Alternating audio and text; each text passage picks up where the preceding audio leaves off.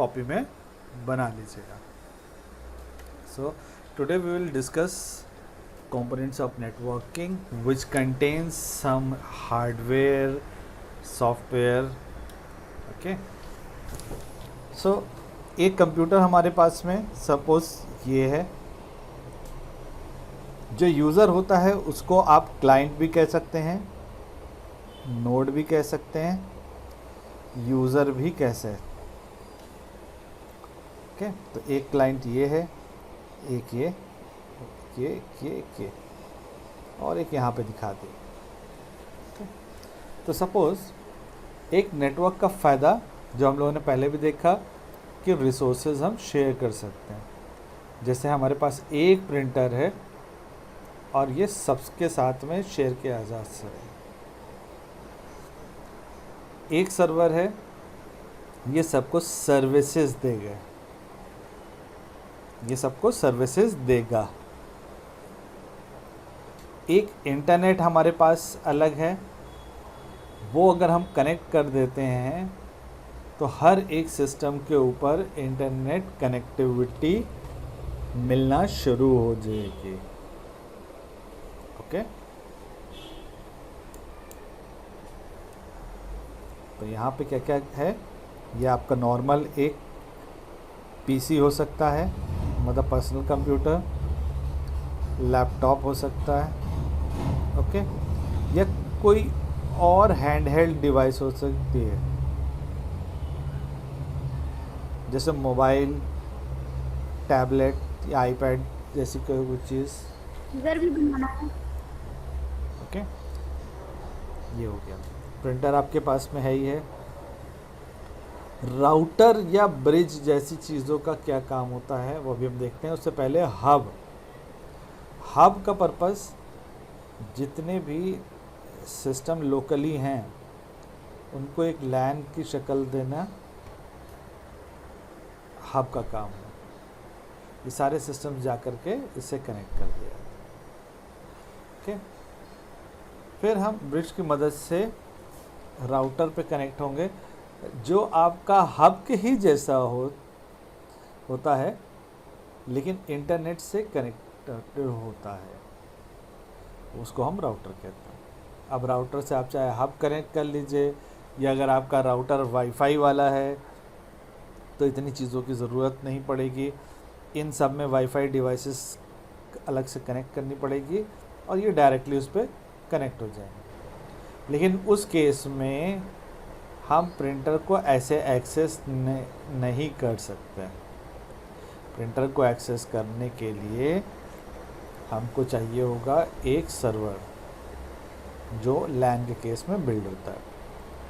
But इसका भी एक उपाय निकाल दिया। उपाय क्या निकाल दिया? अब जो प्रिंटर्स आते हैं वो वाईफाई इनेबल्ड आते हैं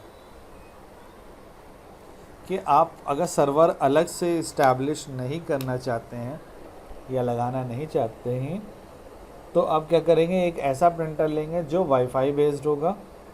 उसका आपने सॉफ्टवेयर इंस्टॉल कर लिया अपने कंप्यूटर पे, लैपटॉप पे, मोबाइल पे, जहाँ से भी आपको प्रिंट आउट देना है। फिर आपको सिंपली वो प्रिंटर ऑन रखना है, उस वाईफाई पे कनेक्टेड रखना है उसको, और अपना उसी वाईफाई के ज़रिए से या अपना कोई भी कनेक्टिविटी के ज़रिए आप उसको प्रिंट कमांड पास कर सकते हैं। तो जो चीज़ भी हो, आपका डॉक्यूमेंट है लाइक ट्रेन टिकट, फ्लाइट का टिकट, डॉक्यूमेंट का, उसका डॉक्टर का प्रिस्क्रिप्शन या कुछ भी, वो या फोटोग्राफ्स, सारी चीज़ें प्रिंट करेगा। ओके, सो पहला लिख लीजिएगा इसमें host, second routers and switches, links, wired and wireless, applications आपको मालूम ही है, सॉफ्टवेयर्स होते हैं ये, एंड देन प्रोटोकॉल। ये बहुत इंपॉर्टेंट चीज़ होती है प्रोटोकॉल।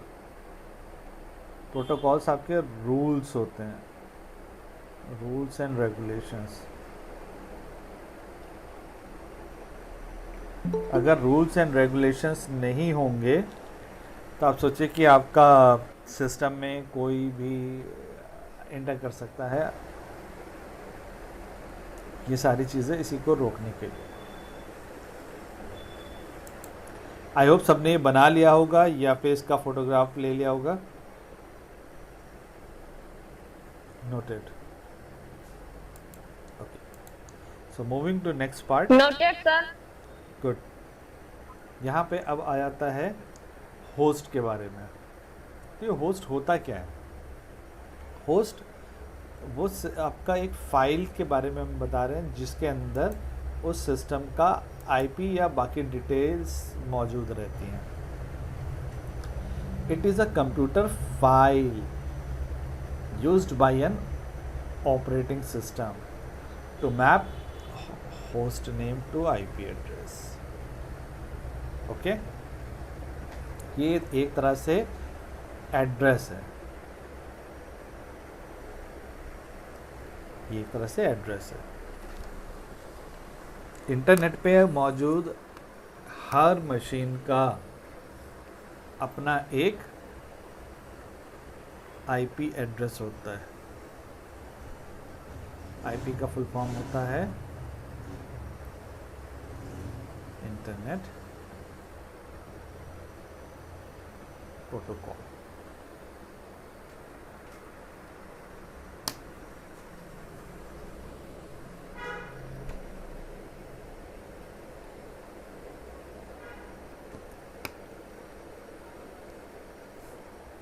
किस तरह का होता है देखने में?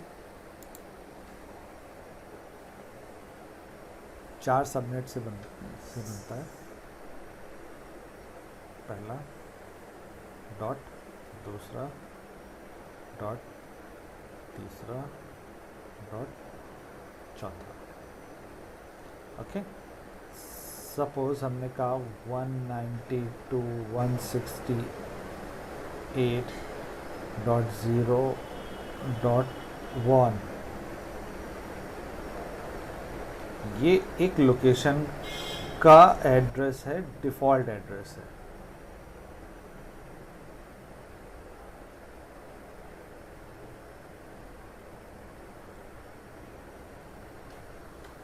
ओके,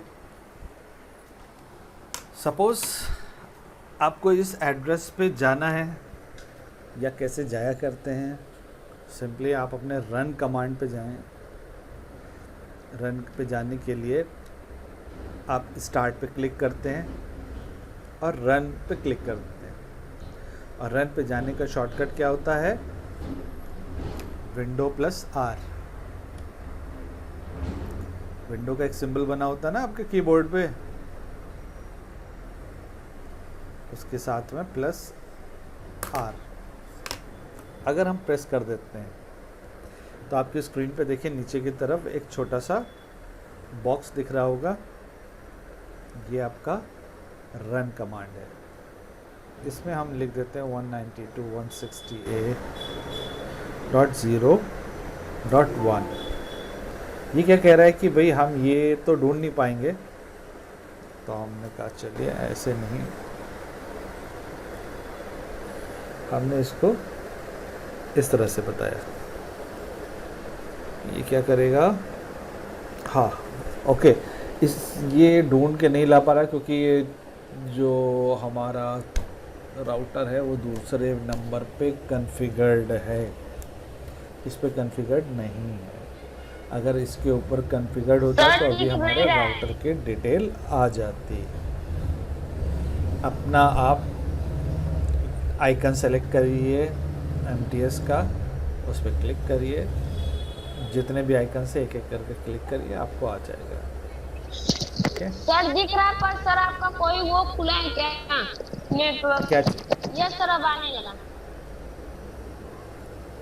अभी आ रहा है आपको? Yes sir.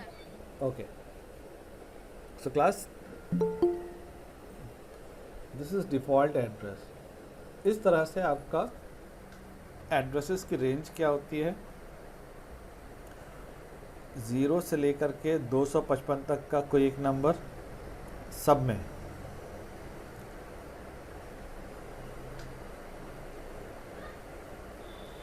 और ये नंबर्स का के वेरिएशन से आपका आईपी एड्रेस बनता है। अगर आपको अपना आईपी एड्रेस देखना है, जस्ट अ मिनट,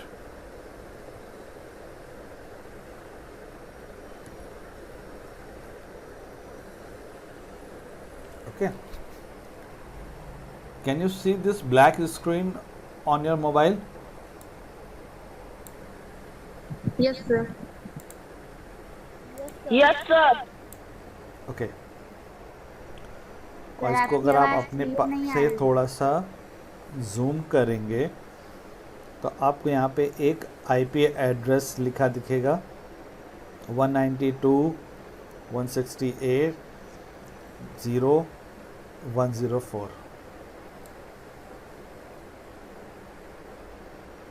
ये है आईपी मेरे सिस्टम का, ठीक है। डिफ़ॉल्ट गेटवे क्या है भाई? 192.168.0.1। किसका राउटर हम यूज़ कर रहे हैं यहाँ पे शो कर देगा। जो भी हम राउटर इस्तेमाल कर रहे हैं वो यहाँ पे आपको दिखा रहे हैं, ओके।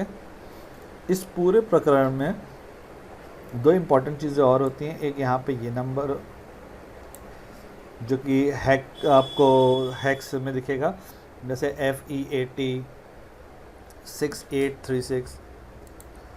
हम इसको उधर से यहाँ पे ये देखा, ये देखिए, ये जो नंबर है ये एक्चुअली हैक्स में लिखा हो,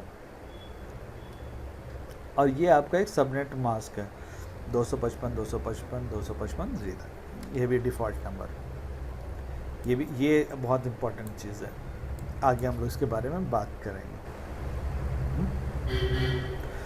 प्लस अब अभी आप यहाँ पे देख रहे हैं IPv4। एक और चीज़ होती है जो कहते हैं IPv6। रीज़न क्या होता है कि हमारे पास ओवरऑल इंटरनेट पे आने वाले टाइम में ये कैपेसिटी फुल हो जाएगी। जो यहाँ पे हमने मेंशन किया है, इस तरह की कैपेसिटीज़ फुल हो जाएंगी, और जब फुल हो जाएगी तो उस टाइम प्रॉब्लम क्या होगा कि नेटवर्क के ऊपर नए सिस्टम्स या कोई और कंप्यूटर जिसने ऑन कर लिया वो तो चल रहा है, जो डिस्कनेक्ट हो गया दोबारा कनेक्ट कर रहा है या अभी नया सिस्टम लेके आया है वो कनेक्ट नहीं कर पाएगा। तो उस रेंज को बढ़ाने के लिए लॉन्च किया गया IPv6, मतलब आईपी एड्रेस वर्जन 6। अभी तक यूज़ होता था IP address version 4, okay.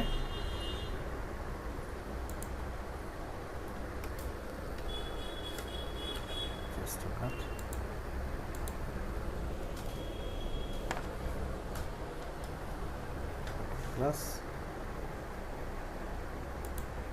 Black दिख रहा है। तो ये आपका होस्ट होगा। ब्लैक आ रहा है आपको बेटा, बाकी स्टूडेंट्स को सर आ रहा है। दिख रहा है? सर नहीं आ रहा, सप्लाई कम नहीं आ रहा। नहीं आ रहा है, सब सही नो हो गया, सर। ठीक है। Next is routers and switches.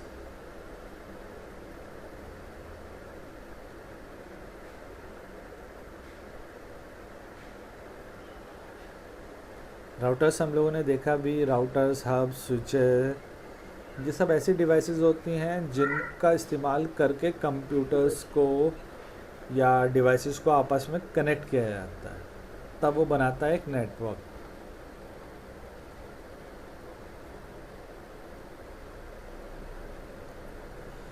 Third is links.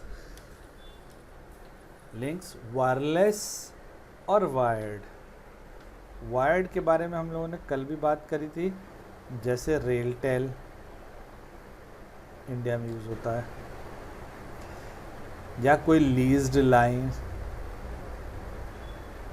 Leased line मतलब जैसे आपने BSNL से लाइन ली या आपने कोई ब्रॉडबैंड कनेक्टिविटी ली, तिकोना, सिक्का, एयरटेल एक्सट्रीम, ऐसे करके किसी से ब्रॉडबैंड लाइन ली, वो हो गई। वायरलेस आपको पता ही है, जैसे जियो हो गया सेलुलर नेटवर्क पे, एयरटेल हो गया, वोडा हो गया, आइडिया हो गया। ओके, ये सारे के सारे अपनी वायरलेस सर्विसेज देते हैं। कुछ वायर्ड और वायरलेस का कॉम्बिनेशन होते हैं। हो सकता है आपके घर तक के लीज्ड लाइन आई हो ब्रॉडबैंड की या टेलीफोन की, उसके बाद वहाँ से आपने वायरलेस राउटर लगा दिया, तो आपके घर में एक आपको वायरलेस कनेक्टिविटी मिली, लेकिन एक्चुअल कनेक्टिविटी क्या थी? वायर्ड थी।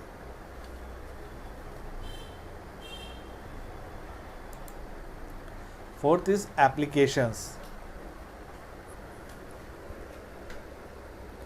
Network services.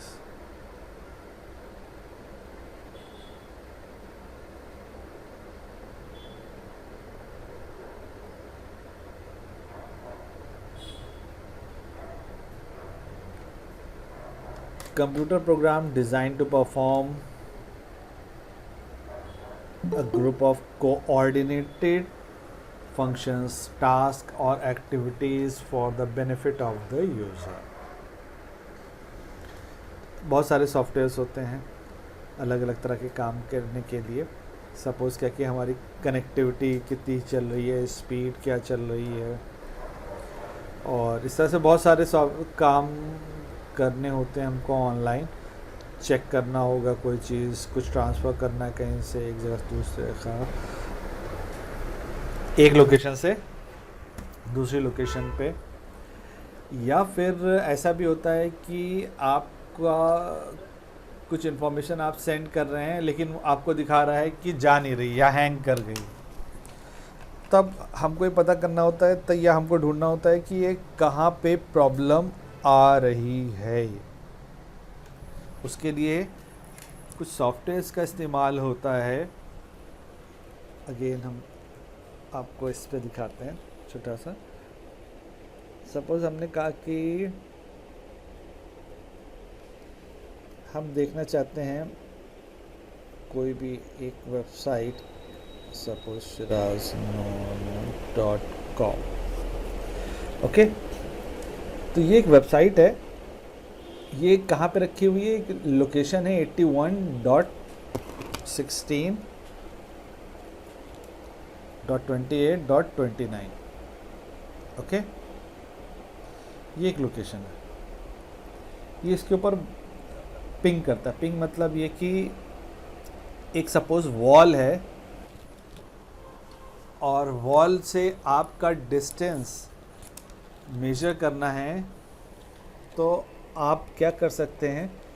या तो आप चल के जाइए मेजर करिए, या आपने कोई मेजरमेंट टेप लिया या किसी और तरह से किया, या फिर क्या कि पिंग में क्या होता है, आपके पास एक बॉल है, आपको उसकी स्पीड मालूम है कि कितनी स्पीड पे वो जाएगी ही जाएगी।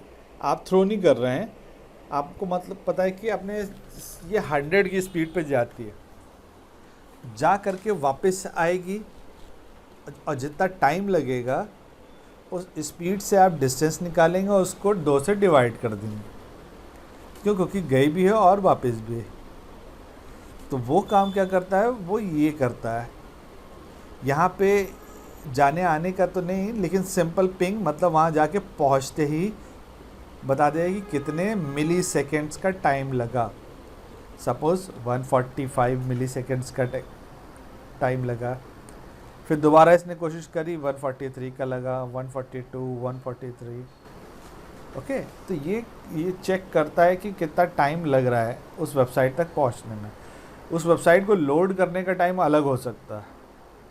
ओके, अब अगर हमको क्या है कि ये सारे कमांड्स हैं, ये सब एप्लीकेशंस का हिस्सा हो सकते हैं, तो हमने कहा कि हमको देखना है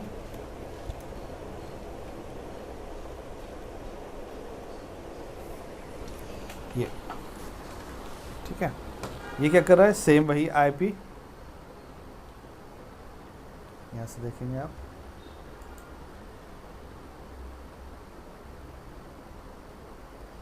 ठीक है। इसको यहाँ पे जाना है, ये क्या है, ये हमारा सिस्टम से जा रहा है अभी डिफ़ॉल्ट गेटवे से, ओके। और ये कितनी जगह से होता हुआ जा रहा है, ये इन सब जगहों से होता। तो जब कोई भी आप इंटरनेट के ऊपर कोई चीज़ कर रहे होते, कोई ऑपरेशन या कोई वेबसाइट हैंडल कर रहे होते हैं, तो वो सीधे डायरेक्टली नहीं पहुंचता है, बीच में 50 चीज़ें हैं। जैसे ये जंप किया 192 से, फिर यहाँ पे आया 172.16.01, फिर आया 103.55 वाले पे, फिर यहाँ पे, फिर यहाँ पे, फिर यहाँ पे, फिर ऐसे करते करते यहाँ देखिए BSNL दिल्ली, ठीक है, M1V मुंबई, ये पता नहीं कहाँ पहुँच गया, फ्रैंकफर्ट में सर्वर बता रखा है, ओके।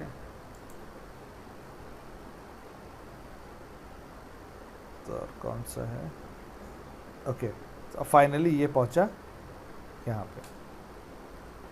तो इसको हमारे सिस्टम से निकल के वहाँ तक पहुँचने में इतना टाइम लगता है और इतनी चीज़ों के ऊपर से होता हुआ जाता है, हॉप करता हुआ।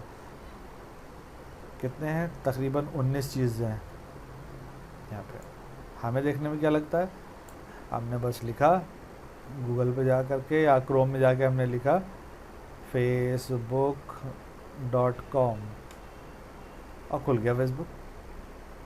हमने लिखा shiraznoor.com, खुल गया। लेकिन सिर्फ इतना काम नहीं है, इसके अंदर बहुत सारी चीज़ें आएंगी जो आपका कुछ एप्लीकेशंस बेस्ड हो सकती हैं, कुछ अगला जो हम लोग देखेंगे प्रोटोकॉल्स उसके ऊपर बेस्ड हैं।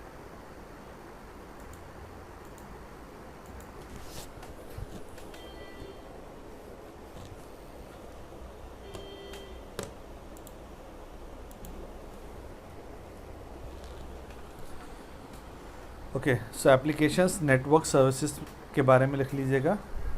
It is a computer program design to perform a group of coordinated functions, task और activities for the benefit of the user. Fifth is protocols.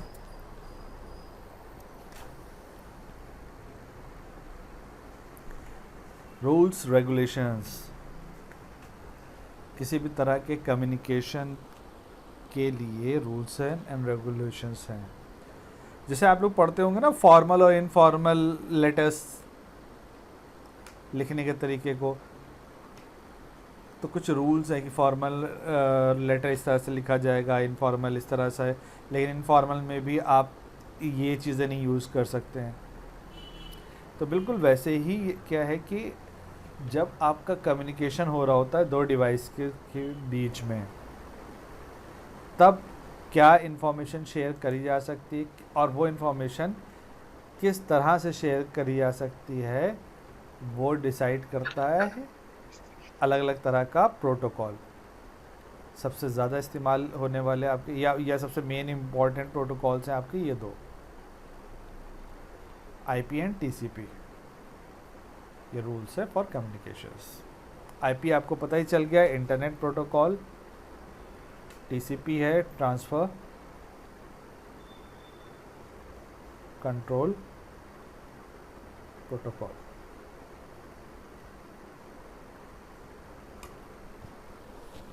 Okay, these are the rules governing how data is transferred over networks। अगर ये नहीं होंगे तो आप समझ लिया आपको काम करने में बहुत प्रॉब्लम होगी, आपके सिस्टम में हर वक्त कोई ना कोई इंटर करता रहे। इनकी वजह से ही आप बहुत सारी चीज़ों को ब्लॉक करवा पाते।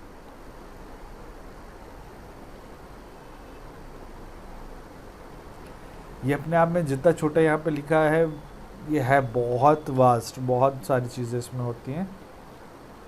जैसे अभी आपने ये देखा IP एड्रेस होता है, तो IP एड्रेस में दो तरह के होते हैं, IPv4 होता है, एक IPv6 आया है नया, बट मैंडेटरी नहीं है। आप जितने भी काम करते हैं सब नॉर्मल आईपी एड्रेस पे काम करते हैं, मतलब 4 वाले 4 हिस्सों पे। एक इंफॉर्मेशन आईपी के ज़रिए से या टीसीपी के ज़रिए से मूव करती है, फिर सिस्टम में आती है, फिर सिस्टम में लेयर्स होती हैं जिनको कहते हैं ओएसआई लेयर्स। ठीक है, तो ये जो ओएसआई लेयर्स वगैरह हैं ये सब बीसी और एमसी वाले स्टूडेंट्स पढ़ते हैं। इंजीनियरिंग में इसका इस्तेमाल होता है अलग अलग तरह की लेयर। मतलब जब आपके सिस्टम में इंफॉर्मेशन एंटर करती है तो किस किस पार्ट पे से होती हुई जाए और किस किस का क्या काम है, क्या फ़िल्टर है, कितने लेवल पे क्या चीज़ रखनी है, वो सब कुछ। Okay, so class next point, next slide is types of networks, जो हम लोगों ने कल देखा था। अब इसके बारे में, so please put a heading of local area network under types of networks.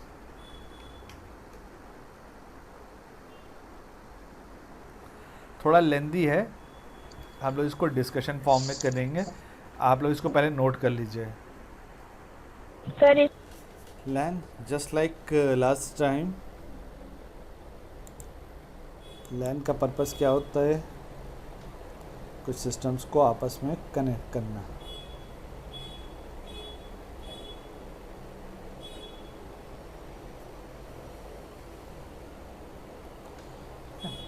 In systems को जोड़ के रखना।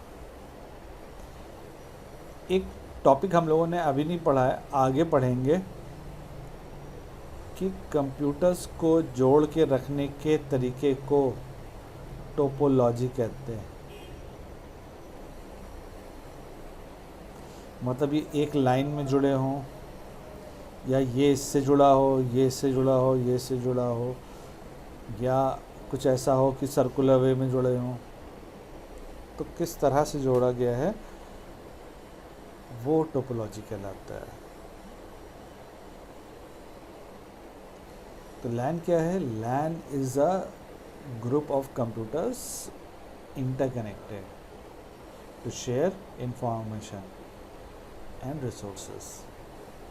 कहाँ इस्तेमाल किया जाता है इसका? सबसे ज़्यादा स्कूल्स में, रेजिडेंस, ऑफिस, बिल्डिंग, लैब्स। अब तो आपका एक कंडीशन और आ गई है लॉकडाउन में, SOHO, small office, home office. ये टर्म बहुत पुराना है, यूज़ भी होता था, बट ये लॉकडाउन के केस में हुआ क्या कि मैक्सिमम लोग अपना ऑफिस घर पे ही शिफ्ट कर लिए, तो उस कंडीशन को कहते हैं सोहो। छोटा सा ऑफिस अपना घर पे ही बना करके वहीं से ऑपरेट कर रहे। तो वो भी जब डिज़ाइन किया जाता है कि सपोज़ बड़ा ऑफिस आप जा नहीं सकते, जहाँ आप रहते हैं उसके आसपास के एम्प्लॉयज़ को बुला लिया वहीं पे ही, तो उसको वहाँ पे अपने सिस्टम जो कनेक्ट करवाए हैं तो वो कहलाएगा सोहो, लैन का सोहो कंडीशन। ओके, लैन के कुछ कैरेक्टरिस्टिक्स होते हैं। लो कॉस्ट, सस्ता होता है। सुनने में लगेगा कि सस्ता होता है, बट आप ख़रीदने जाएंगे तो पार्ट्स तब भी महंगे, बट ये कंपैरेटिवली बाकी टेक्नोलॉजी से सस्ता है। Installation, expansion and maintenance, expansion and maintenance. तो एक्सपेंशन क्यों सस्ता है? एक्सपेंशन में आप एक नया कंप्यूटर लाए, वायर लाए, जोड़ दिया, उसमें लगा दिया सेम हब में, अगर वहाँ पे पोर्ट खाली है। मेंटेनेंस भी बहुत ज़्यादा पैसे नहीं लगते। चूँकि एक्सपेंशन आसान है इसलिए इसकी स्केलेबिलिटी भी अच्छी है। स्केलेबिलिटी का मतलब क्या हुआ कि सपोज़ आप चिप्स बनाते हैं घर पे और आपने कहा कि भाई अभी हम दिन में 10 पैकेट चिप्स बना देते हैं, लेकिन हम मेहनत करके इसको 50 पैकेट्स बना सकते हैं और लोगों को जोड़ लिया, कुछ मशीनें लगा ली, वो कहलाता है स्केलेबिलिटी। कितना आप और प्रोडक्शन कर सकते हैं, कितना और काम कर सकते हैं, ठीक है। कवरेज एरिया कितना होता है, 5 किलोमीटर तक का हो सकता है। क्या काम, क्या फैसिलिटीज़ प्रोवाइड करता है, मल्टीपल डिवाइसेस, जो यहाँ पे देख रहे हैं हम लोग, to share a transmission medium, or we can use the different topology, mainly bus and ring and LAN। मतलब अलग अलग तरह के कनेक्टिविटीज़ होती हैं, उनको इस्तेमाल करके सिस्टम्स को जोड़ा जाता है।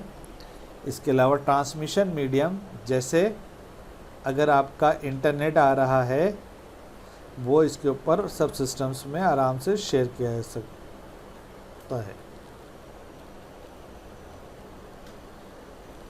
कम्युनिकेशन क्वालिटी बेटर है क्योंकि बहुत ज़्यादा सिस्टम्स हैं नहीं, ज़्यादा दूर है नहीं, और ट्रांसमिशन एरर भी बहुत कम है।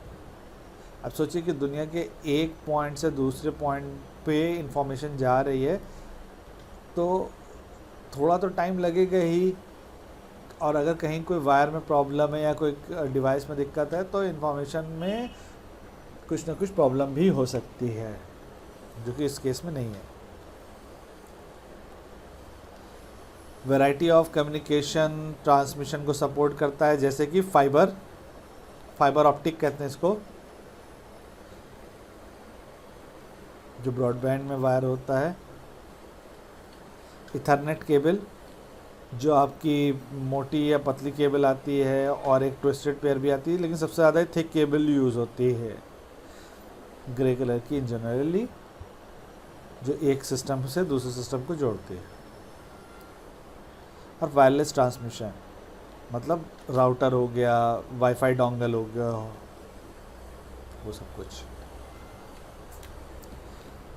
लैन से फैसिलिटी और क्या मिल जाती है कि आप हर सिस्टम के ऊपर, अगर इंटरनेट कनेक्टिविटी है तो हर सिस्टम के ऊपर आपको ईमेल और अदर कम्युनिकेशन सर्विसेज मिल जाएंगी।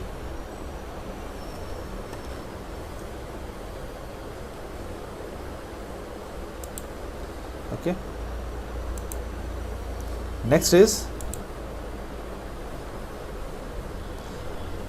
Metropolitan area network.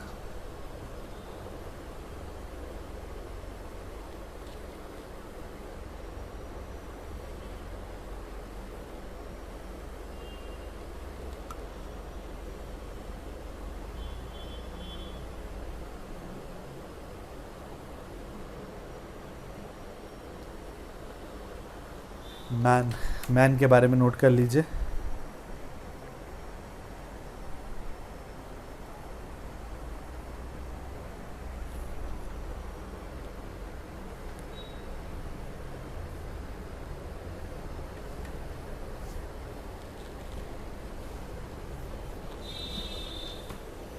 Okay, welcome प्राया Prajapati, Divansh Dwivedi, Vaibhav Shukla noted.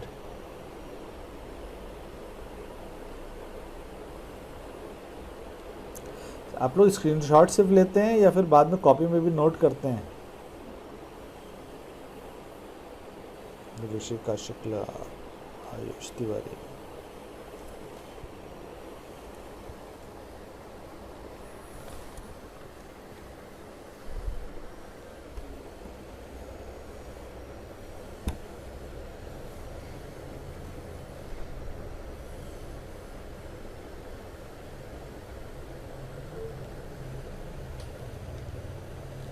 Okay, so MAN is Metropolitan Area Network। इसमें क्या होता है, इसमें एक से ज़्यादा लैंस होते हैं, अलग अलग लैंस को इसमें मिला देते हैं, तब वो कहलाता है metropolitan area network. Okay, same city, same town या आसपास कहीं पे भी हो सकते हैं, कई सारे लैन को मिलाते हैं, तब वो कहलाता है मैन। मैन क्या होता है, एक तरह से लार्जर लैन। एक लैन कहीं रखा है, सपोज एक एरिया में और एक दूसरे एरिया में भी लैन रखा हुआ है, फिर तीसरे में भी रखा हुआ है, वो सबको आपस में कनेक्ट करने के प्रोसेस को कहते हैं मैन, या उस फॉर्मेशन को कहते हैं मैन। मैन से फ़ायदे या फैन के कैरेक्टरिस्टिक्स क्या हैं? 5 से 50 किलोमीटर तक का डायमीटर। ओके, डायमीटर जैसे सपोज़ किया ये पॉइंट है, तो डायमीटर तो बहुत बड़ा हो गया 50 किलोमीटर। आप खुद सोचिए कि आप अपने एरिया में या अपने डिस्ट्रिक्ट में जिस पॉइंट पे आप हैं उससे 50 किलोमीटर कहीं पे भी निकलेंगे तो ज़्यादातर वो डिस्ट्रिक्ट ख़त्म हो जाता। ओके, तो मतलब पूरा पूरा शहर इसमें कनेक्ट किया जा सकता है।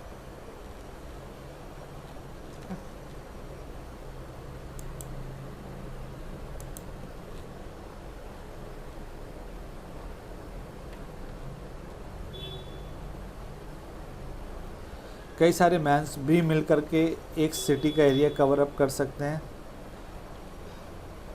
एक छोटा ग्रुप भी हो सकता है कुछ बिल्डिंग्स का, और बहुत बड़ा ग्रुप भी हो सकता है। यहाँ पे नॉर्थ ऑफ स्कॉटलैंड एक एज अ फ्रेज कहा गया है। नॉर्थ ऑफ स्कॉटलैंड छोटा एरिया नहीं है, अच्छा खासा बड़ा एरिया, उस एरिया के कंपैरिजन में बताया गया। अराउंड 500 किलोमीटर तक का एरिया भी इसमें कहते हैं कि भाई ले लिया इसमें। बट नॉर्थ ऑफ स्कॉटलैंड जैसी चीज़ अलग से नहीं हो रही होती है। नॉर्थ ईस्ट ऑफ स्कॉटलैंड आप फिर भी कह सकते हैं, जो बीच साइड का एरिया है। और जो बीच साइड का एरिया होता है वो चौड़ाई में ज़्यादा नहीं होता, लंबाई में हमेशा ज़्यादा होता है। मतलब चौड़ाई में तो आपका एक तरफ लैंड के बाद में समंदर स्टार्ट हो जाएगा, उसके बाद लंबाई में चलेगा कोई भी कोस्टल एरिया जो हो। MAN network often acts as a high speed network to allow sharing of regional resources. उस एरिया के रिसोर्सेज को शेयर जो करते हैं उनको कहते हैं regional resources.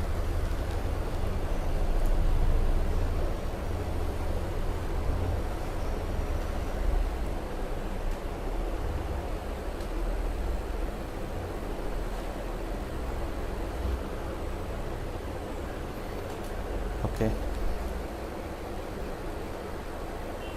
noted. Okay, next is wide area network. Okay, so इस नेटवर्क के टाइप में क्या इस्तेमाल होता है? लैन, मैन, ये सब तो है ही है, लेकिन मोड में टेलीकम्युनिकेशन नेटवर्किंग भी आ जाती है।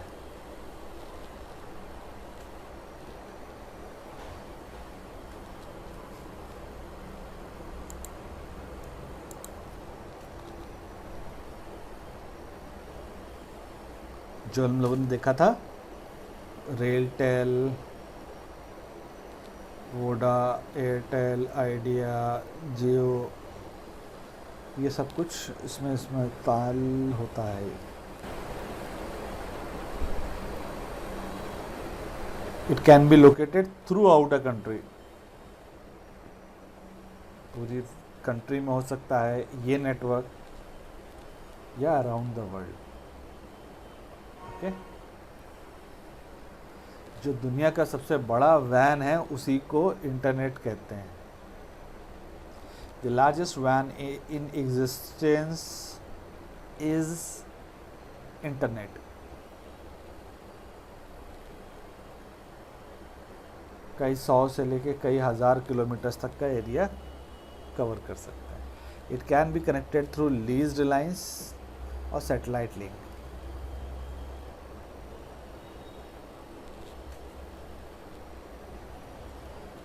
Lower bandwidth compared to LANs, interconnected multiple LANs and WANs, unlimited geographical area में प्रेजेंस हो सकती है। और बहुत कम एरर रेट होता है नेटवर्किंग में। क्यों? क्योंकि इसके अंदर बहुत सारे प्रोटोकॉल्स लगे होते हैं।